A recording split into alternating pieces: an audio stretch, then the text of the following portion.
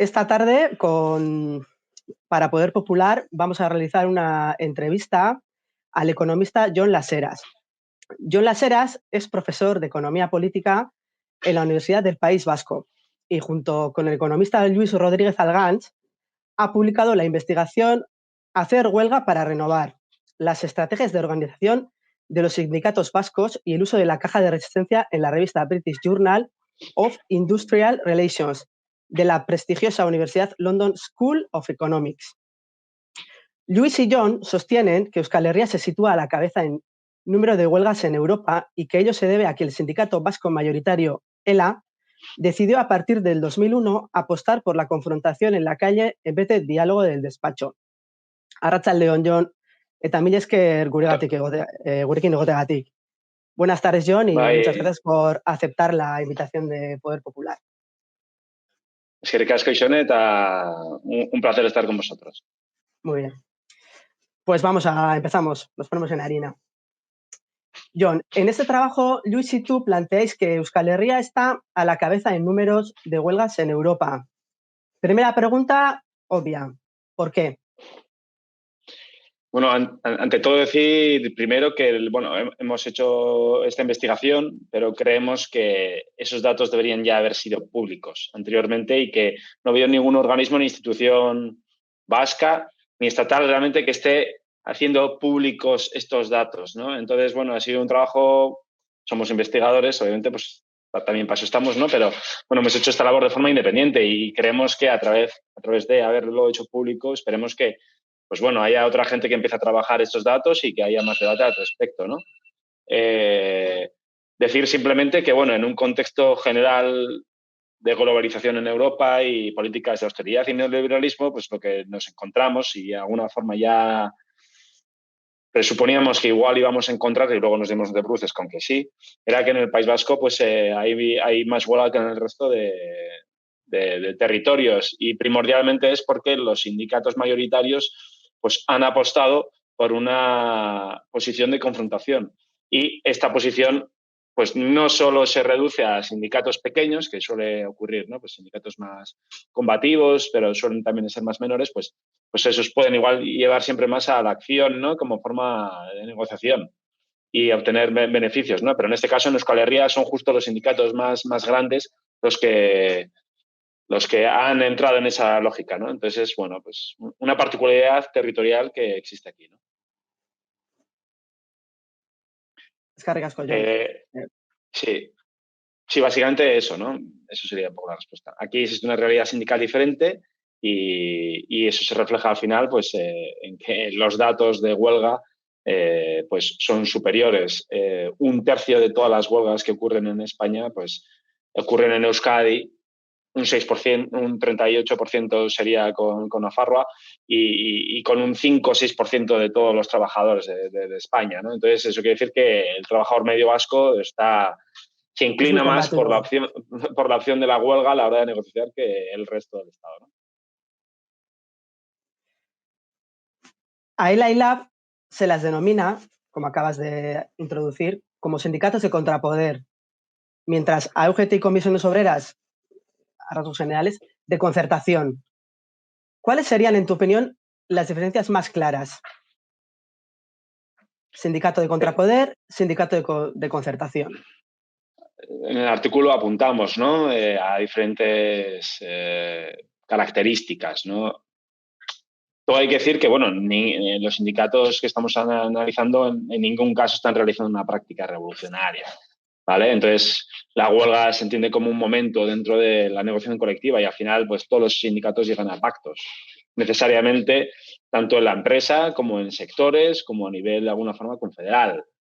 Lo que sí que podemos discernir un poco dentro de esta lógica de negociación colectiva es que algunos sindicatos sí que entienden el pacto como fin y otros lo entienden más como un medio, ¿no? Entonces, hay una posición de algunas organizaciones que se concentra y presupone que puede haber una armonía social dentro de la sociedad capitalista y apuestan por ese diálogo con el capital, presuponiendo que eso va a ser el lado bueno, ¿no? Puede que ocurra esto de forma necesaria, ya que todos tenemos que ir al centro de trabajo y firmar un contrato, ¿no? Y trabajar. Los sindicatos de alguna forma son también reflejo de ello.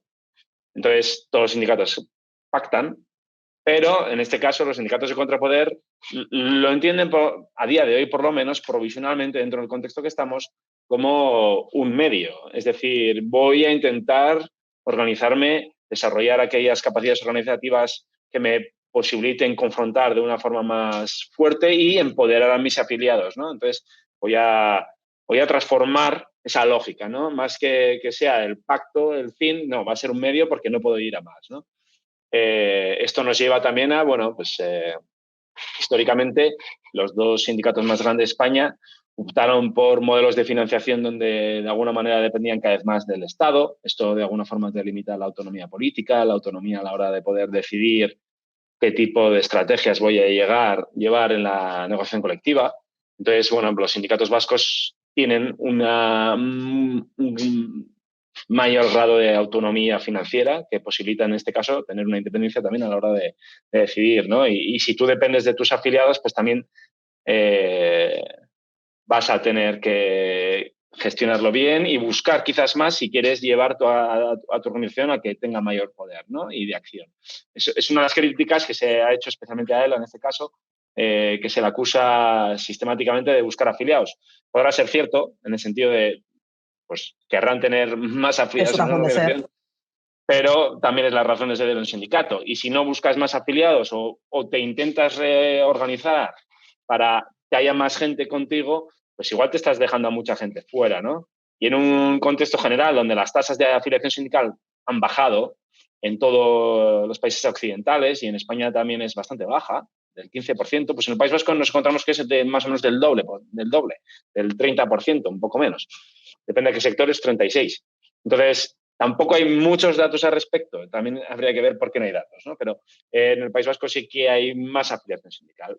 Y eso puede repercutir, como muchos estudios dicen, sobre mayores cuotas de democracia económica en la empresa, mayor solidaridad tanto en el centro de trabajo como en la comunidad. Posiblemente igual sea más fácil preservar empleos, haya menos marginalidad social. Es decir, que los sindicatos, en este caso, con un mayor poder social, pueden funcionar como sujetos cohesivos y en este caso que eliminen, ¿no?, esa posibilidad de estar en una situación marginal, porque al final pues hay alguien que va a ayudarte más, ¿no? Y hay gente activa. Y puede estar eso incluso relacionado con también menos ratios de criminalidad.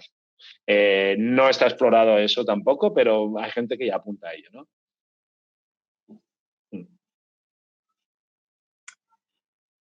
En el imaginario nostálgico del sindicalismo clásico, imaginamos un obrero blanco, heterosexual y con buzo azul. Pero esto en realidad ha cambiado mucho. Hoy vemos luchas sindicales encarnizadas en sectores tan feminizados como residencias, servicio de atención domiciliaria, limpieza, Kellys, o sectores muy precarizados como riders, trabajadores en inmigrantes en el campo. Estoy recordando pues, las jornadas de huelga y de lucha de Huerta de Peralta.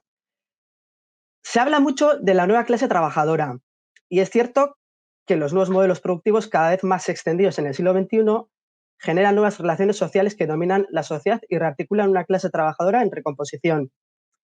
Siendo esto cierto, también lo es que la clase trabajadora nunca fue una cosa homogénea y estanca, sino que se ha venido configurando a partir de experiencias, luchas, victorias y derrotas.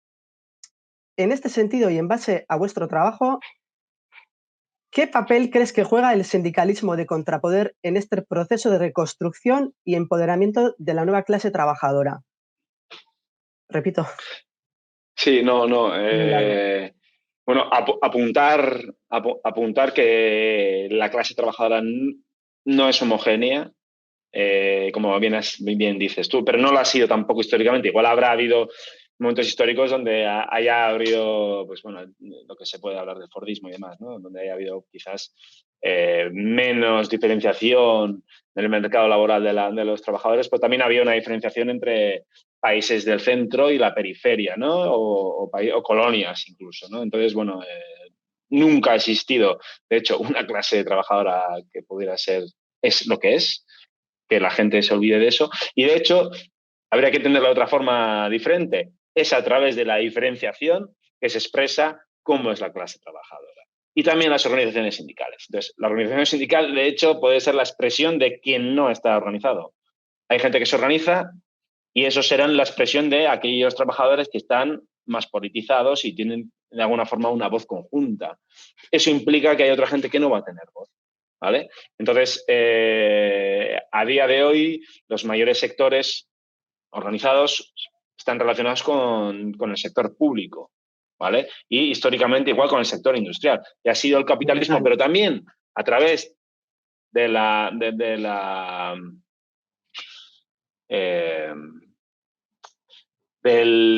complicidad de los sindicatos, ¿vale? Y de los trabajadores que sí que tienen condiciones aseguradas, en los que otra gente se ha visto a una situación de marginalidad. Entonces, bueno, obviamente las empresas van a querer reducir gastos y costos laborales, pero si yo te firmo en un convenio una doble escala salarial, pues yo como actor sindical estoy legitimando esa diversificación, o si no hago ningún esfuerzo de organizarme con las subcontratas que existen para, obviamente, debilitar esa capacidad de negociación de los trabajadores, ¿no? Entonces, hay experiencias, ha habido experiencias en el País Vasco, pero también en España, donde trabajadores marginales o de sectores precarios, perdón, igual, mejor decirlo, pues es que se han organizado, ¿no? Los sindicatos, por ejemplo, Huertas de Peralta de Lab, ¿no? que ocurrió en Nafarroa, en el sur de Navarra, pues ahí eran trabajadores del huerto que estaban ahí pues buscando, obviamente, que se les aplicara la legalidad, nada más, con condiciones infrahumanas, ¿no? Y donde realmente pues, su capacidad de reproducción de la vida se ve mermada, ¿no? Ese tipo de experiencias han ocurrido también en el sur de Italia, ¿no? Y hay momentos en los que igual un sindicato entra y es capaz de mutuo acuerdo o ahí se gestiona un poco la posibilidad de cooperación entre diferentes realidades, pues que ahí se puede llevar el conflicto adelante. Entonces, pues en Huerta de Peralta me consta que bueno, también tuvieron sus dificultades a la hora de coordinarse con trabajadores que realmente, pues, lo que es el concepto de feminismo no lo tienen poco incorporado, ¿no? Porque provienen de países musulmanes y claro, tienes que también entender que esa gente no va de un día a la mañana a cambiar su posición cultural y religiosa y política porque vayas tú a ayudarle o que quieras colaborar, ¿no? Entonces, esa fragmentación del mercado laboral también se expresa de esta fragmentación cultural. Fueron capaces, gracias a Dios, de organizarse y pelear, ¿no? Y en este caso, pues el sindicato Lab fue capaz de apoyarlo con técnicos y gente que movilizó y ayudó a, obviamente, desarrollar una estrategia efectiva.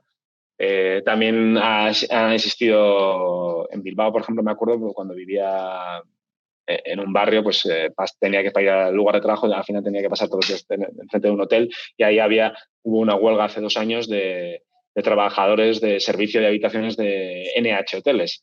Y bueno, la huelga fue un poco espontánea, pero pues en este caso el sindicato de la fue capaz de acompañar y apoyar en ese conflicto y dar asesoría económica y jurídica a los trabajadores para que mejoraran sus contratos entre un 40 y un 100% el salario. Entonces, pues hay experiencias donde los sindicatos sí que pueden entrar, pero mientras que veamos en la realidad gente, manteros o mujeres trabajando en casa,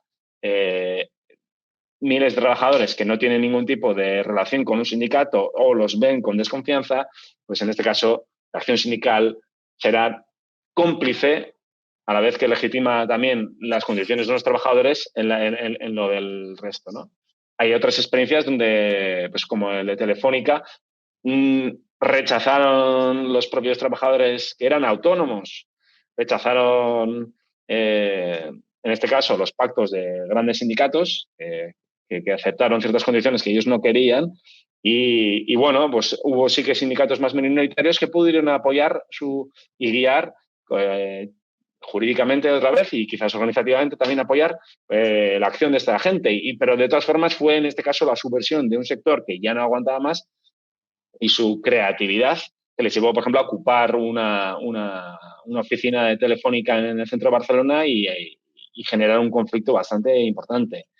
A raíz de una investigación que hizo Martí López de Andreu, un compañero catalán, pues ahí también se ve que justo fueron los trabajadores de Telefónica vascos los que pudieron aguantar más la huelga y obtuvieron mejores condiciones salariales. Ahí estaba el sindicato SK, que es minoritario, pero pudo estar ahí apoyándoles y en este caso pues fueron los que más aguantaron. Entonces, pues bueno, los sindicatos en este caso son esa contradicción, ¿no? Pueden ser una herramienta y a la vez pues igual excluyen, ¿no? Lo suyo es intentar entender porque hay posiciones, o sea, experiencias positivas e intentar quizás copiar, sin intentar tampoco imponer un modelo, ¿no? Pero copiar ciertas experiencias para poder llevarlo a otros lugares y que la gente sea consciente de que haciendo algo que no hacía antes, igual sí que puede cambiar su condición laboral, ¿no? Creo que eso es bastante importante. Y en ese dinamismo, obviamente, pues las organizaciones tendrán que cambiar y destinar más recursos, obviamente, a ir a esos centros de trabajo, si es que existen, para poder interactuar con trabajadores que en ningún momento entienden que pueden tener una condición mejor. Y eso es difícil, obviamente, y pueden mirar con desconfianza, ¿no? También porque puede peligrar su puesto de trabajo. Y hay también investigaciones que dicen que el mundo de relaciones laborales español y vasco creo que no difiere igual demasiado al respecto.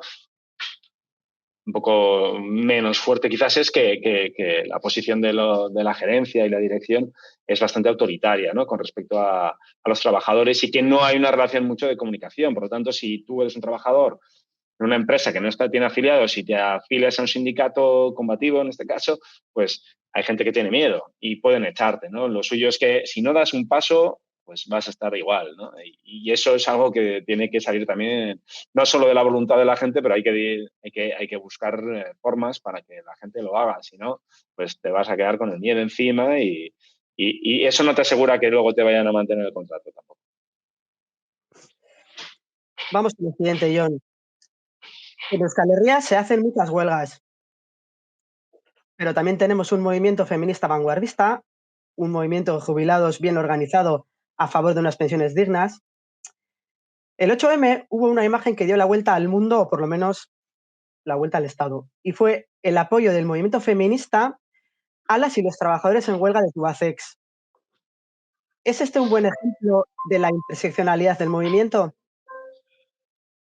Pues la verdad es que es bonito o bello que diferentes personas que están fuera o ajenas a un conflicto de forma directa, en este caso, pues el movimiento feminista de Llodio, ¿no? y de Vizcaya, pudieran apoyar a trabajadores que están en un conflicto por intentar mantener pues, su empleo y un trabajo digno, ¿no? Lo que sí que problematizaría sería un poco el concepto de interseccionalidad, que de alguna forma presupone realidades separadas, que hay conflictos, que uno es el de género y otro caso es digamos, el económico obrerista, ¿no? No, la realidad es una y en este caso el capital nos aplasta a todos por encima y se expresa también, obviamente, marginando a las mujeres. Y se trae igual a través de ese desplazamiento de la mujer que se ha expresado históricamente en el capitalismo. Silvia Federici pues, nos explica cómo ha sido necesario el control sobre el cuerpo de la mujer para establecer una clase obrera disciplinada. Entonces, en este caso, más que las luchas se encuentren, presuponiendo que son diferentes, creo que habría que reanalizarlo, darle otro sentido y sería, de alguna forma, han diseccionado el conflicto, que es que nos necesitamos unos a otros.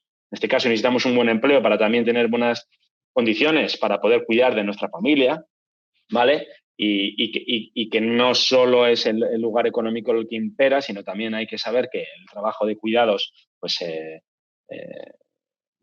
hay gente que solo trabaja ahí, ¿no? Y que es un sector feminizado. Entonces, bueno, pero eso es la realidad concreta como se expresa, ¿no? Entonces, más que interseccionalizar y juntar cosas que están separadas, que son secciones, más bien es diseccionar y ver cómo están unidas, ¿no? Entonces, y de hecho, en esa apariencia de desuniones, cómo estamos unidos, ¿no? Entonces, aunque suene un poco abstracto, creo que en este caso hay que entender que las luchas y huelgas en los centros de trabajo vascos también tienen un componente de género, ya sea conscientemente o no, ¿vale? Y que si hay sectores donde la mujer predomina y está mal pagado, pues ahí hay una discriminación de género. Lo que también me pregunto es por qué instituciones como Emakunde u otras no están dando importancia ni financian proyectos de investigación que quieren entender cómo la mujer trabajadora está transformándose políticamente en el País Vasco. Sinceramente, no hay proyectos de investigación al respecto. Yo he intentado ahí llevar alguno adelante y tampoco he encontrado muchos apoyos por mujeres, ¿no? Entonces espero que, y si no lo estoy haciendo yo, que lo estén haciendo ya, ¿vale? Y igual es mi ignorancia, pero si no, espero que se desarrolle esa línea de investigación y de trabajo, porque creo que es completamente necesaria. En este caso, a las instituciones pues no les interesa financiar ese tipo de proyectos, ¿no? Yo me cuestiono por qué no, ¿no? Y a ver si ocurre más. Cierto. Vamos con otra, John. En esta fase del capitalismo del siglo XXI, las relaciones productivas superan con mucho el marco del centro de trabajo, e inundan gran parte de las relaciones sociales que configuran nuestras vidas. Al hilo de la pregunta anterior, ¿qué papel debe jugar, o según vuestra experiencia, puede ya estar jugando en el caso vasco, en el caso euskaldun, un sindicalismo de organización y lucha que pretenda dar forma a los conflictos que condicionan la lucha de clases hoy? A día de hoy, de todas formas, no sé si hay una dinámica tan fuerte general y se puede hablar de una dinámica generalizada. Se necesitarían datos que no los tenemos y estaría bien que se investigara al respecto. Yo intentaré hacer trabajos, pero espero que también otra gente e instituciones quieran buscar ese tipo de informaciones a público, ¿vale? Yo puedo decirte con respecto a la pregunta, voy a decir solo dos cosas. Considero que la lucha sindical o la acción colectiva de los trabajadores tiene que, en este caso, sí, dar respuesta igual a dos dimensiones espaciales. Una son lo de los flujos, ¿no? Que el trabajo a día de hoy, y más con el COVID se ha visto, no está localizado hombre, hay trabajos que sí, ¿no? Si tienes que depender de una máquina, pues tendrás que ir a la máquina, ¿no? Pero bueno, mucha gente ha podido trabajar desde casa, ¿no? Y hay formas también de control que son remotas, ¿no? Entonces, bueno, los trabajos, pues en un mundo digital van a ser cada vez más determinados por dinámicas de flujos y networks, como se suele decir, ¿no? Entonces, el capital produce plataformas como puede ser Uber y lo de, bueno, y Globo y todo este, por ejemplo, este sector de trabajadores que son como autónomos, pero están funcionando bajo una plataforma, ¿no? Ya puede ser en cualquier persona que trabaje atrás de un ordenador. Que es, por cierto, esa propia herramienta a la que se comunican, tienen que usar también, que si estás en una plataforma integrada, tendrás que buscar plataformas también igual quizás para organizarte. Es decir, el capitalismo genera nuevas materialidades, nuevas formas de vivir. Irse a formas antiguas, no, sigo sin querer obviar que pueden existir proyectos donde la calle sea la forma de organizarse. Pero renegar de aquello que el capitalismo te está llevando a vivir, pues en ese caso creo que no es deseable. Por lo tanto, pues muchos sindicatos ya están viendo nuevas formas de cómo intentar llegar a las personas a través de, puede ser incluso el móvil, ¿vale? Y no considero que tenga que ser la única forma, ¿vale? Pero sí creo que debe ser una forma de explorar porque quizás para algunas cosas es útil. Porque quien va con el globo depende del móvil a la hora de hacer su trabajo, de hacer varias cosas, pero luego va físicamente y interactúa con otras personas, ¿vale? Pero utiliza el móvil. Pues si su vida es a través del móvil, igual también hay que llegar con el móvil a esa persona, ¿no? Y por otro lado, creo que hay un problema territorial y de escala espacial, que es donde, bueno, en este caso, organizaciones ya fincadas, pues, por ejemplo, bueno, pues los sindicatos vascos operan en el territorio vasco, ¿no? De alguna forma no van, aunque hay gente afiliada que está fuera de Euskadi, ¿vale? Pero bueno, no van buscando afiliados dentro del territorio vasco, aunque haya dinámicas que de alguna forma pues, determinen pues, la vida de mucha gente que puede ser un transportista y un transportista pues igual no tiene que operar solo con la realidad vasca, ¿no? Y operará con diferentes marcos legales. Eso, los sindicatos tienen que ser conscientes de ello. Entonces, hay sectores los que seguramente sea más fácil montar un sindicato a nivel internacional que a nivel local y que sea efectivo. Las centrales sindicales, en tanto en cuanto buscan aglutinar a todos los trabajadores, también tendrían que, yo creo, dar ese paso. Hay un problema de territorio en este caso y quizás buscar niveles supranacionales de organización puede ser útil a la hora pues de organizar dentro de tu territorio, ¿no? Y sí que hay, obviamente, organizaciones como puede ser la Confederación Europea de Sindicatos, y hay mucha crítica a la misma. Y yo no considero que sea un sindicalismo europeo que vaya a cambiar nada, pero sé que tiene que ir a por ahí.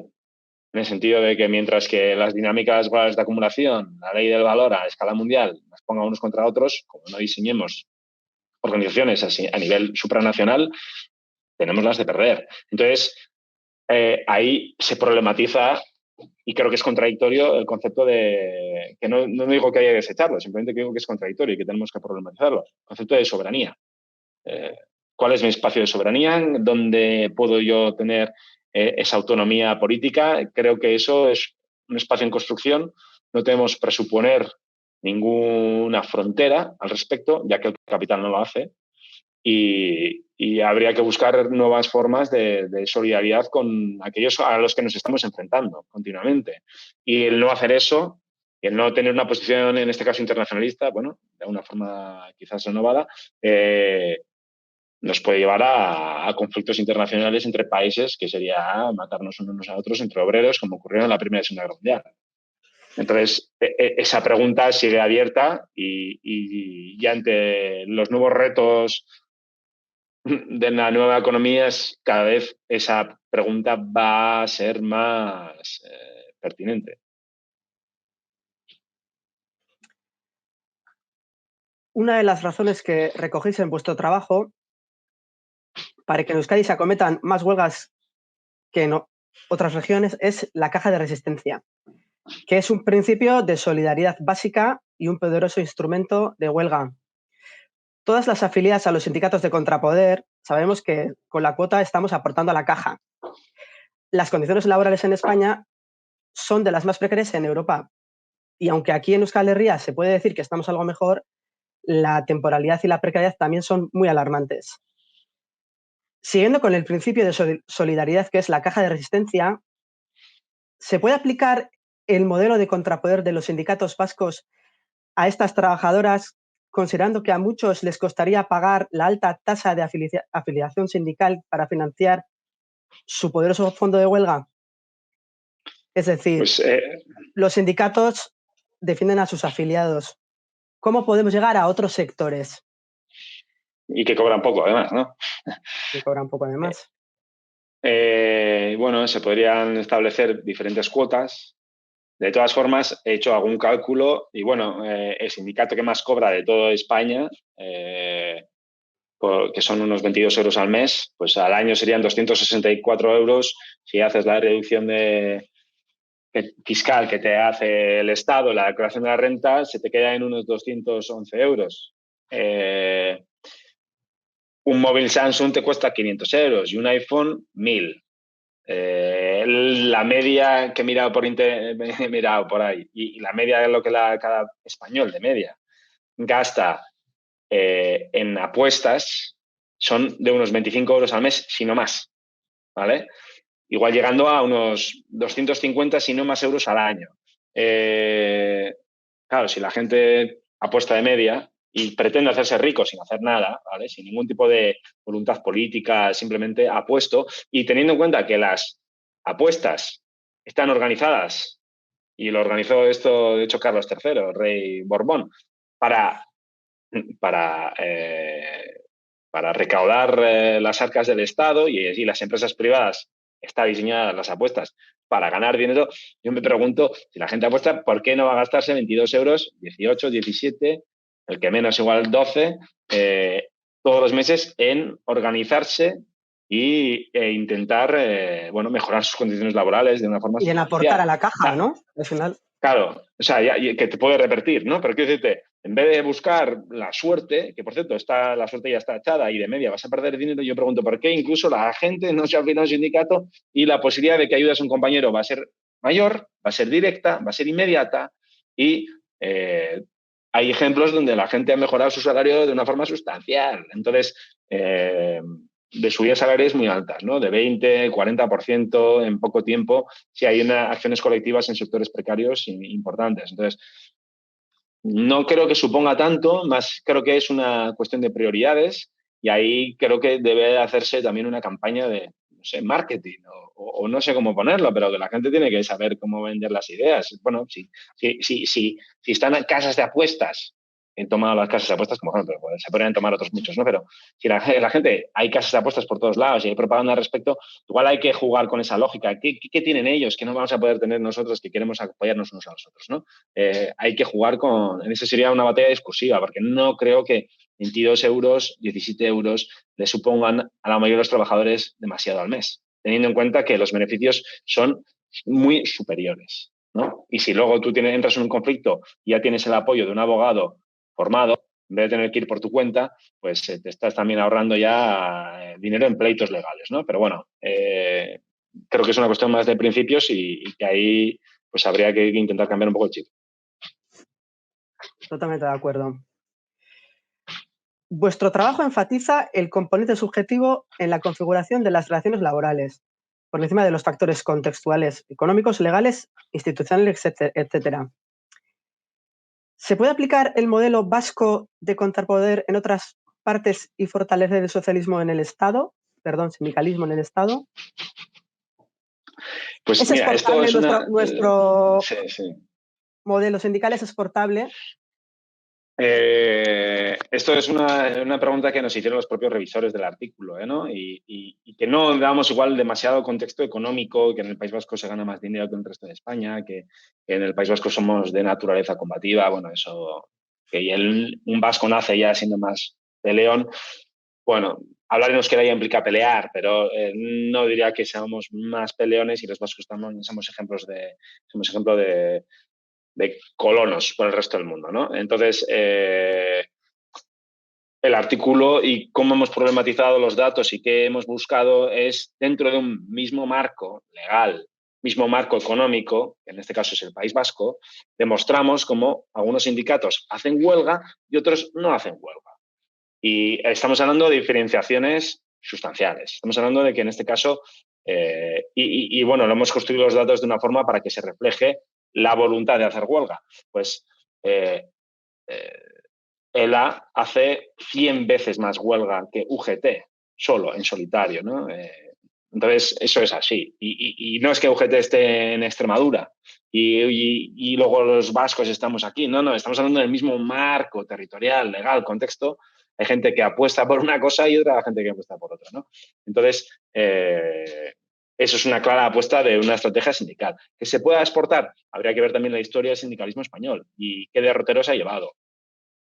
No seré yo quien ahí diga nada nuevo. O sea, ya lo dicen muchos expertos de relaciones laborales y sociología de trabajo a nivel español, como los sindicatos han apostado por una estrategia de concertación, de marcos a nivel estatal, eh, eh, bueno, y han renegado un poco de la acción en la fábrica. ¿Esto tiene que ser así? No. ¿Esto tendría que haber sido así? Pues igual tampoco, ¿no? Pero bueno, he tenido esta tendencia. Entonces, bueno, con este artículo lo que intentamos problematizar es, bueno, las organizaciones pueden cambiar. En este caso, ELA fue un ejemplo, ¿no? ELA cambió su estrategia de seguir esos derroteros. Pues en los años 90 tuvo una transformación y apostó por lo que es el día de hoy, ¿no? Que sí que apuesta por la confrontación y reniega del diálogo social en ciertos aspectos, ¿no? Entonces, nuestro artículo es una provocación al resto de trabajadores de España y fuera de España, porque lo ponemos en un contexto europeo y global, ¿vale? ¿Por qué sus sindicatos prefieren hacer unas cosas o no? Y por lo menos a nivel conflictivo, ¿a qué lleva, ¿no? Bueno, si dentro de comisiones no hay gente que quiera problematizar la estrategia actual, pues tendrán que ser los propios trabajadores que formen otros sindicatos y se vayan a otro sindicato. En este caso, pues el tercero sería CGT. CGT tiene 100.000 afiliados, que son los mismos que tendría ELA, LAB tiene 40.000, pues CGT en toda España tiene 100.000. Todavía es una organización que requiere más trabajo, requiere más cohesión, requiere mucho más esfuerzo, obviamente, para salir para adelante. Pero pues por algún lado tendría que ir, ¿no? Y yo creo que el objetivo no es, bueno, es que los vascos son más ricos. Pues en Madrid la Comunidad de Madrid tiene 7 millones de personas y concentradas. Anda que no se puede ahí también organizar cosas. Pregunto, ¿no? O sea, ¿no? Que un sevillano, gente que esté en campesina, tenga una realidad bastante más complicada, eso lo puedo entender. Que un trabajador industrial de Guipúzcoa, eso lo puedo entender. De todas formas, que las organizaciones sindicales hayan tenido esa experiencia histórica, pues creo que es lo que hay que poner en cuestionamiento, ¿no? Por lo tanto, confiamos, por lo menos confiamos o deseamos, y creo que hemos abierto la puerta a que se pueda discutir eso. El problema es que hasta ahora pues tampoco estaba muy sobre la mesa y con datos, ¿no? Y bueno, pues este es nuestro granito de arena. John, hablas de provocar. Sabemos que habéis despertado el interés en Euskal Herria, seguro, y también sabemos en otras regiones del Estado, pero ¿os han llamado de otras regiones, otros medios de comunicación, otras instituciones para presentar el trabajo en el Estado? Bueno, recibí una entrevista de... ¿Os habéis provocado o...? Sí, no, a ver, decir, bueno, la gente es que ya conocía también, a los que tenían que conocer la realidad vasca ya la conocían, ¿no? En este caso hago referencia a gallegos, a la ciudad galega. Sé de que la experiencia catalana, pues ahora hay la intersindical, pues, y otros pequeños sindicatos catalanes pues están intentando transformarse, pero también UGT Cataluña, en este caso, lleva ya años intentando apostar por una línea divergente, igual a la que predomina en Madrid. Obviamente, creemos que hemos llegado a algunos oídos. Si está generando debate, a día de hoy todavía no lo sé, ¿no? No sabría, no nos han llamado para dar más Seguiremos información y provocando. charlas, pero bueno, seguiremos en lo mismo, claro. Voy a unir, has mencionado al sindicato gallego, al sindicato catalán. Voy a unir esto a una pregunta que tenía yo en mente. Decimos que desde la izquierda anticapitalista, decimos que Euskal Herria no es un oasis. Cuando interpelamos al PNV, esto no es un oasis, pero tampoco es una isla. Nosotras nos regimos por la legislación vigente española y europea. Por ejemplo, para derogar la reforma laboral, la muy española reforma laboral, ¿es suficiente o qué es movilizarnos solo o movilizarnos con sindicatos soberanistas de Galicia o Cataluña, o los sindicatos soberanistas euskaldunes deben buscar alianzas con otros sindicatos y otras fuerzas de otras regiones del Estado? Esto es una pregunta más personal de opinión. Sí, no, ¿Qué bueno, crees?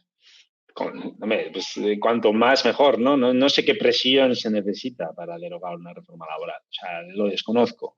Desconozco si ha habido realmente alguna reforma laboral hasta la actualidad que haya sido derogada en lo que llevamos de democracia a través de la acción sindical.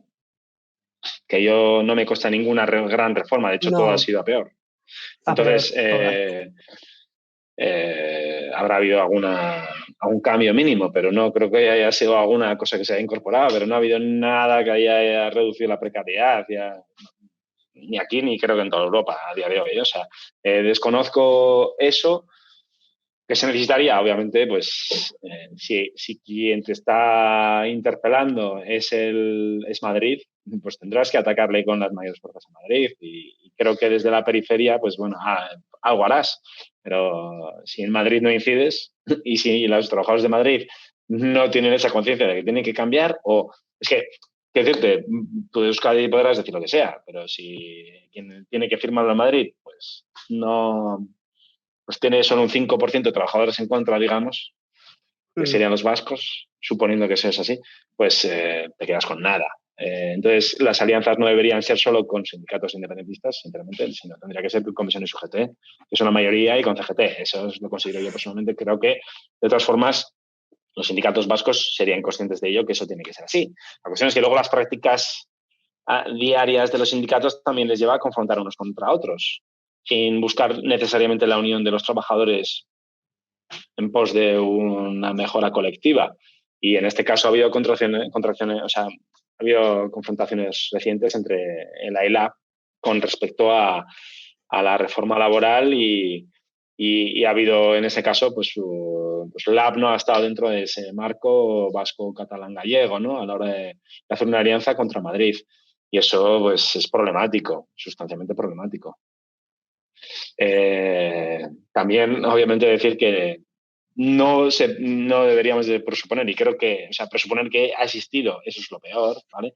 No existe ninguna clase obrera que haya sido buena, ni nada por el estilo. O sea, hay personas que lo han sido, pero no ser trabajador, no estar afiliado a un sindicato te va a hacer mejor persona. La cuestión es qué dinámicas sociales generas y qué contexto. Entonces, la lucha obrera no creo que sea en sí algo que humanamente, o sea, quiero decir, es algo que puede ser necesario para que como especie mejoremos, pero no creo que haya que vanagloriarlo con calificativos de naturaleza humana, ¿no? Entonces, la práctica sindical y cuanto hay competencia sindical, que es como está hecho el sistema legal español desde la transición, que lo pactó UGT y comisiones, pues en ese caso pues, tuvo que comérsela en su día, ¿no? Porque abogaba por sindicatos unitarios y de hecho apartaron a otros muchos sindicatos maoístas y quedaron apartados porque sí que abogaban por la unión obrera, ¿no? Pues este modelo sindical que existe y que a día de hoy y que no creo que cambie ni en largo plazo ni en medio plazo, pues si no buscamos esa unión y entre sindicatos, pues las alianzas cada vez pueden ser más débiles. En España ya hay una alianza casi explícita la es, implícita y real, ¿no? Entre UGT y comisiones en los grados más altos, ¿no? De su organización. Luego los centros de trabajo podrá haber tensiones. En el País Vasco esa alianza no es tan fuerte, pero sí que es cierto que el territorio ya unifica, sí o sí. Los sindicatos vascos buscan un marco particular y eso les enfrenta a otros sindicatos al respecto. Y luego las tensiones que tienen por quién gana más afiliación o qué estrategia sindical llevó a la negociación colectiva, pues creo que puede perdurar durante un tiempo. Tampoco es algo que no haya existido en los últimos 20 años. O sea, quiero decirte, ahora hay una cierta tensión, pero es que lleva habiendo tensión y pactos y contrapactos, pues que es un poco como es la política del Parlamento, también es una política un poco sindical, ¿no? Y bueno, yo creo que hay que posicionar las cosas en una tendencia más larga. Entonces, pues bueno, sí, es un poco cruel las luchas que puede haber entre organizaciones, pero creo que, bueno, a medio o largo plazo, si no nos unimos, pues eso querrá decir que el capital gana cada vez más. Gana. Sí, has mencionado las tensiones que ha habido recientemente entre ELA y LAB. Si en Euskal Herria ha habido más huelgas que en otras regiones, ha sido precisamente por la unidad sindical de estos dos sindicatos y también en menor medida con SK. ¿Crees que peligra la unidad sindical en Euskal Herria? ¿Y qué supondría la pérdida de esta unidad sindical para el sindicalismo de contrapoder, o lo que denominamos sindicalismo de contrapoder? Bueno, de hecho, decir que esa presupuesta unidad sindical en el centro de trabajo tampoco es que haya existido en los últimos 20 años. O sea, habrá experiencias de todo tipo y la desconfianza aparece y desaparece. Hay algunos lugares donde entre los trabajadores hay mayor confianza y entre los delegados y otros lugares donde no, ¿vale? Entonces, hay ejemplos donde hay confrontación entre el ILAB desde el año 2007 hay ejemplos claros en Metal de Guipúzcoa, ¿no? Entonces, en 2004 también. Ha habido conflictos similares desde hace ya bastante tiempo. El propio modelo legal lo posibilita y lo fomenta. Entonces, bueno, la unidad sindical en cuestiones más amplias y generales ha habido desde 1994, entre 93 y 95 formaron una alianza de la ILAB. A día de hoy, el año pasado hicieron una huelga general conjuntamente, con sus más y sus menos, pero ha sido compartida y ha tenido sus frutos a la hora también de gestionar ciertas alianzas con movimientos sociales. Yo considero bueno, que tendrá sus más y sus menos, pero no creo que les interese, no creo que en nada les interese finiquitar esa alianza, porque realmente buscan un marco legal conjunto. Entonces, pues bueno, tendrán sus más y sus menos, pero no creo que eso sea nada que vaya a trascender a día de hoy. Pero bueno, esa es mi opinión, claro. Bueno, John, y ya para terminar, yo creo que una pregunta fácil. Estamos ante otro 1 de mayo ¿La lucha obrera sirve para algo? ¿Las huelgas sirven para algo? Pues en relación a una pregunta anterior que me habías dicho, sobre también la posibilidad de unirte con otros movimientos y tal, y unificar luchas, la huelga es una demostración de que, bueno, hay posibilidad de acción. Lo que hace una huelga simplemente es decir, bueno, aquello que estamos haciendo en la vida cotidiana, que es trabajar, voy a ponerlo en un parón y vamos a cuestionarnos, por lo menos, en este caso, ya cómo nos distribuimos la riqueza. Pero se pueden poner muchas más cosas en tela de juicio. No voy a defender una posición luxemburguista donde la huelga general de masas vaya a generar una nueva conciencia, porque creo que la conciencia tiene que estar ligada también a nuestra vida material que vivimos todos los días. Pero sí que considero que puede ser momentos en los que la gente